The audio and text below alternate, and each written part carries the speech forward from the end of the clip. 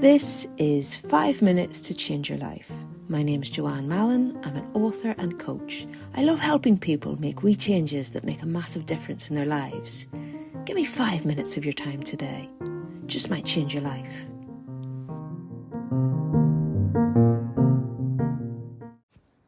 Hey, what about you? How you doing? I've been thinking a lot recently about how to rest. Mainly because life's been anything but restful. It's been super busy. And then I happened to get a few days away by myself. We Joanne-cation. It was lovely. Just sat staring at some blank walls for a bit. And it got me thinking, what is the best way for us to rest as human beings? Because you might think that you know how to rest, you know how to sit in your arse and watch Netflix. But did you know that not all rest is created equally? And in fact, the most recent scientific research has found that how you rest can make a big, big difference to what happens after you rest. And in particular, it can impact on your focus, your energy, and just your overall productivity. So there are actually 7 different types of rest, and they all take a different form. First up, there's physical rest. So you might take that by sleeping, napping, maybe yoga or massage. There's also mental rest, and that consists of short, regular, non-cognitive breaks. So I think that's my staring at the wall taken care of. There's also sensory rest, and that involves disconnecting from devices and finding quiet. So, not doom scrolling, basically. There's also emotional rest, and that involves just connecting with yourself, and in particular, taking yourself away from stressful social situations.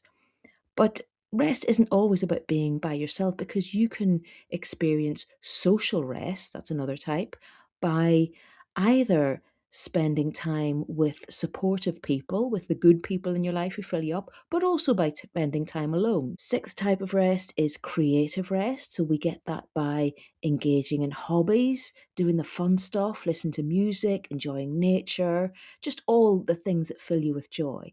And finally, there is spiritual rest, and you can get that by engaging in meditation, maybe prayer, or even volunteering, because that will really fill you up. So I think the main thing to know about rest is that it takes many forms, but it is not laziness, and it is not a lack of productivity. In fact, I want you to think of rest as cognitive fuel, brain fuel, because your brain never entirely switches off, but it can get depleted. You know that feeling when you're a bit mentally run down?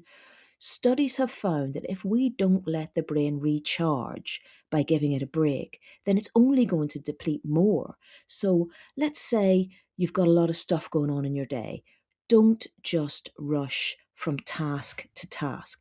Take small intentional breaks between each task, because if you allow your brain that time to recharge, it will work better, and you'll actually be able to be more productive when you take a step away from work or wherever you're doing and just take that small break. There's been some research on workplace breaks that has found even small pauses of a couple of minutes every hour will help to reset your attention and reduce mental fatigue.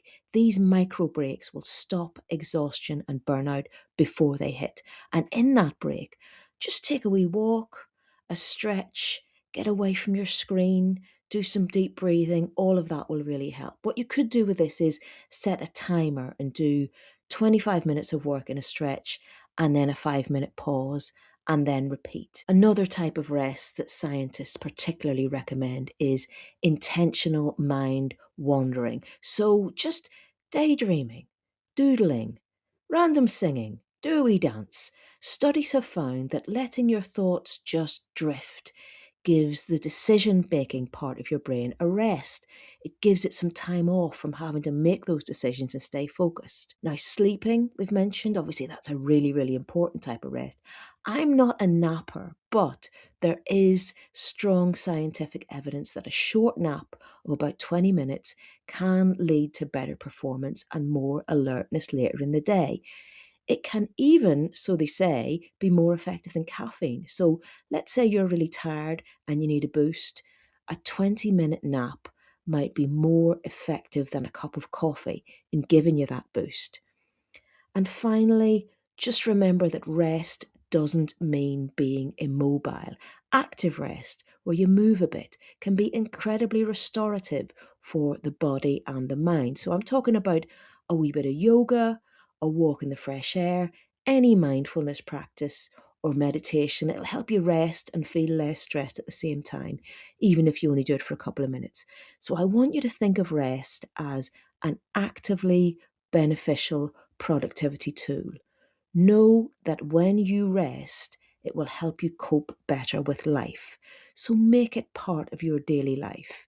When you're thinking about what you're doing each day, think also about when will you rest and how do you want to rest. Having read a bunch of these studies into the best type of rest, the one thing they've all got in common is they don't tend to involve screens and definitely not getting out your phone and doom scrolling. Because when you find yourself spending time on your phone just that wee bit too long, nobody ever feels great after that, do they? So, no, not that. But overall, do say yes to rest. Pausing, stretching, daydreaming, sleeping. Rest, recharge, renew, and come back stronger. So, how are you going to rest today?